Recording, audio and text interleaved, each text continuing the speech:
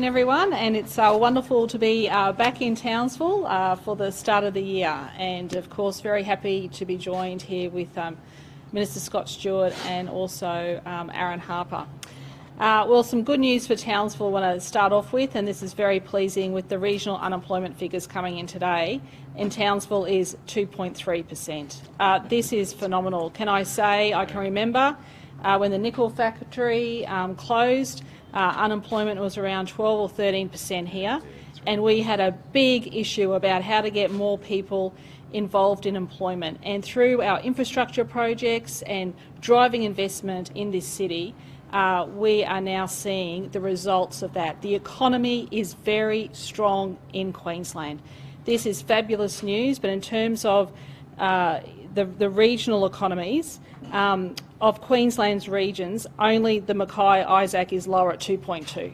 So this is phenomenal, and I want to thank the hard work of my local members. But also too, today we're at Sun Metals, and of course we're looking at the expansion of the project here, where Sun Metals invested over $450 million growing their facility. This is a vote of confidence in Townsville, but it's a vote of confidence in regional Queensland and a vote of confidence in the Queensland economy. And of course that ComSec report just came out recently as well and ranked Queensland #1. So in terms of the economy, getting people employment, that's good news. Also too, youth unemployment here in Townsville, 5.2%, below the state average of 8.4%. So that is again tremendous news as well.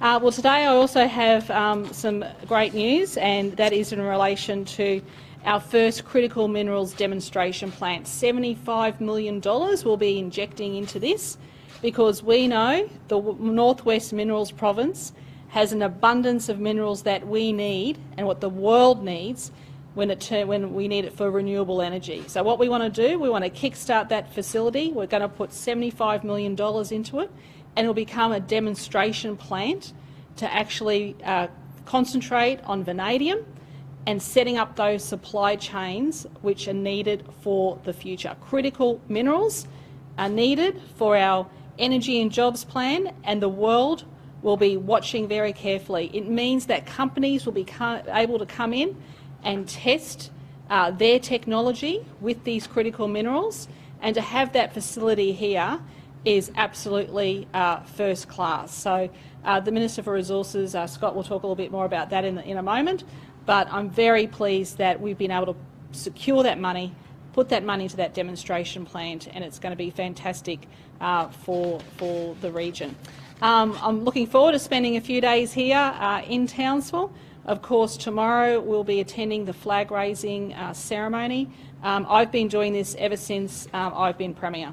I promised, as long as I'm Premier of this state, we'll be having the flag-raising ceremony. It kick-starts the year, and it also recognises the importance of Townsville, and that is why we do it every year. And I think it's a symbol to say it doesn't have to be in the southeast. We can start the year in Townsville with the Townsville people. So look, I'll hand over to Scott to say a few words, and then Aaron, and then we're happy to take some questions. Thanks. Well, thanks, Premier. It's great to have the Premier back in Townsville yet again to announce what is an outstanding, and one of those terms that we use is groundbreaking.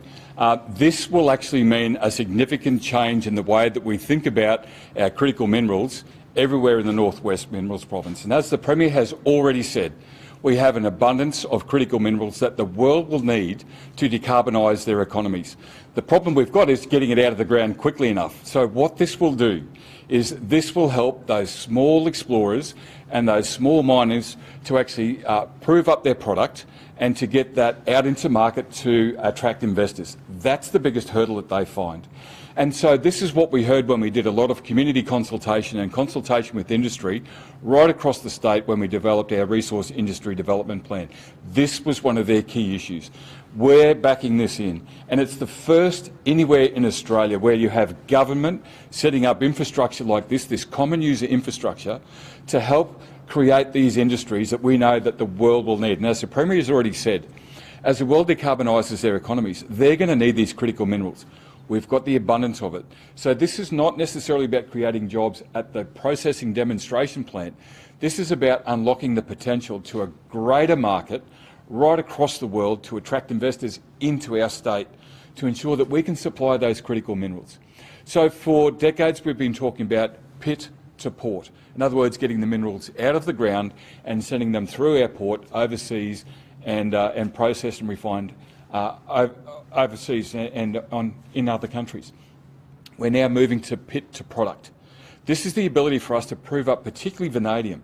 Vanadium is the third largest deposit anywhere in the world, is here in Queensland, and these vanadium deposits will be used to create these grid-sized batteries that the world will need to support their renewable energies. So during the day, the renewable energies will charge these big grid-sized batteries. They are the size of shipping containers. And at night you'll be able to flick on the energy because they'll be saved with these batteries. Now the difference between these batteries and lithium batteries is that the charge is as good over 15,000 charges as what it is in the first charge. And you know from your mobile phone after 2 years that lithium battery starts to die. Well, these won't. And we've got it right here in Queensland. We've got the capability, we've got the capacity, we've got the resource, but more importantly, we see the passion to actually make this happen, the passion to actually get this, this manufacturing of batteries right here in Queensland. We talk about groundbreaking. This is the next revelation that you will see in Queensland. This is the next step that we're taking. This is the future of critical minerals right here, and it's happening because of this investment, and it's really unlocking that potential. I'm a little excited by this because I really see this is the future for us, and the future is so bright for us right here, particularly in North Queensland and that Northwest Minerals province. Aaron. Thanks, Aaron. Hey, thanks very much, Scott, and it's fantastic to have the Premier back in Townsville with this announcement. Premier, Townsville is punching above its weight. And I'll tell you one thing, Premier, we will beat. We're a competitive bunch here in Townsville. We'll beat that Mackay unemployment rate. Sure. We're determined to create as many jobs as possible, and we welcome the $75 million situated here between here at Sun Metals and the port, the largest port in Northern Australia, along with the industrial precinct at Lansdowne. We want to build things in North Queensland. The announcement with Queensland Pacific Metals and GM is just demonstrates what we can achieve in North Queensland when we put our shoulder to the wheel. So, Premier, thank you for the $75 million. We'll make sure that we create thousands more jobs and break that record.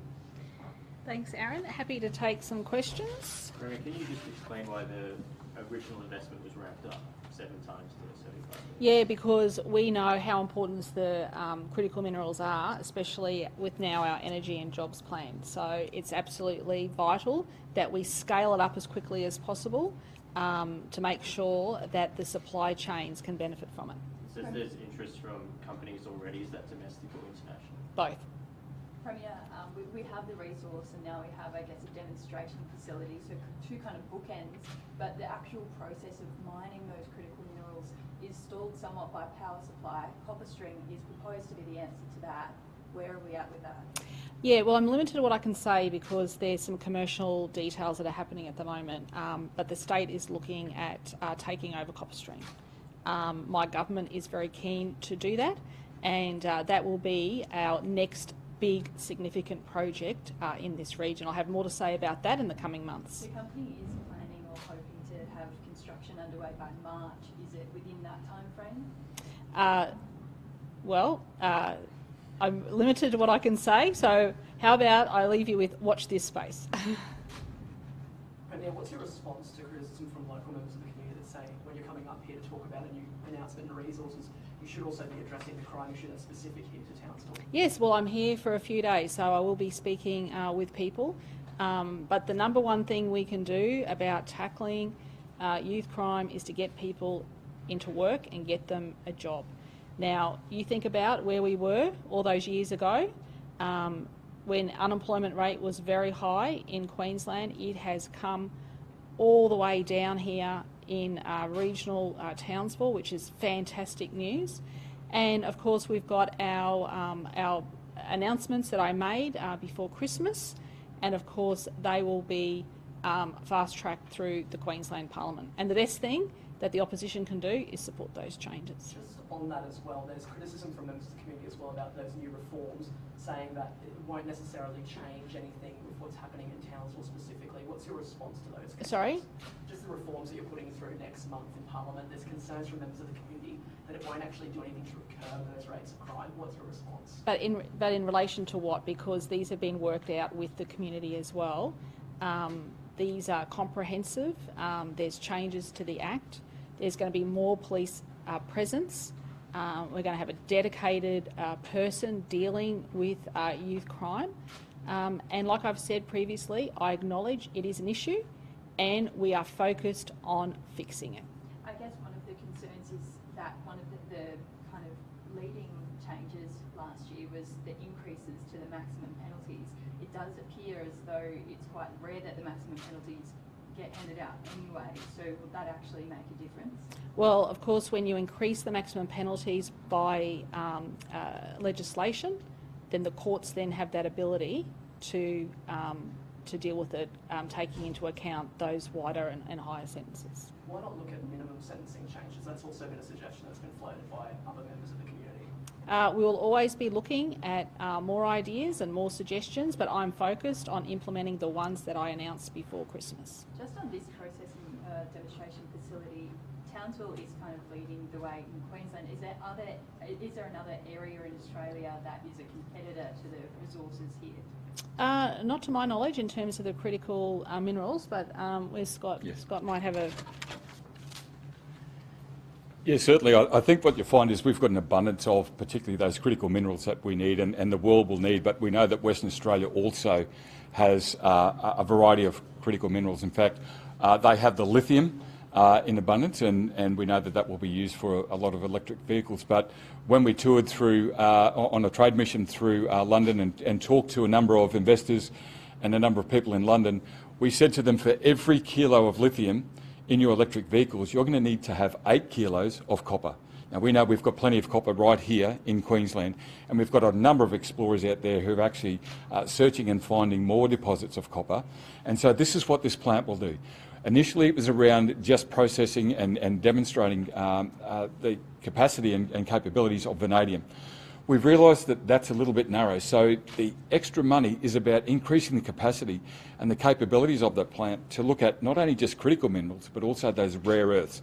So the mobile phones that you have a number of rare earths. The chances are, in the very near future, those rare earths are going to come from Queensland, and they will be ethically sourced, they'll be ethically mined, they'll be ethically produced, and that is what the modern world is craving. They understand the ESG credentialing that sits behind this, the green credentialing that sits behind these critical minerals is absolutely critical and important for consumer decision making. We have got some of the best ESG credentialing anywhere in the world. That's our ace up our sleeve. What we need to do now is to actually create those opportunities where we can prove up that product and get that out to the investors who will then invest back into Queensland. That will create not hundreds of jobs, but thousands of jobs, and also create those abilities and the capabilities to actually manufacture onshore. This is the new bright future of Queensland, and North Queensland is right in the driver's seat for this. This is a fantastic step forward, as you can tell. Premier, just as well, with Townsville specifically, last month 102 stolen vehicle offences. Do you admit that Townsville and regions like Cairns might need specific intervention that is different from the rest of the state? We'll be trialling those immobilisers, so that's going to be very critical, but also to those maximum penalties for stealing a car will go from 7 years to 10 years. So we've listened to the community, we understand their concerns, and we're acting. When will immobilisers be rolled out? They're working on that process at the moment, so I'll get an update from Minister Ryan in the next couple of weeks. Premier, Clive Palmer has been given approval to import and export from the state government Port of Townsville. Why has that happened, and do you suspect that he might be behind the company that's recently purchased what was Queensland?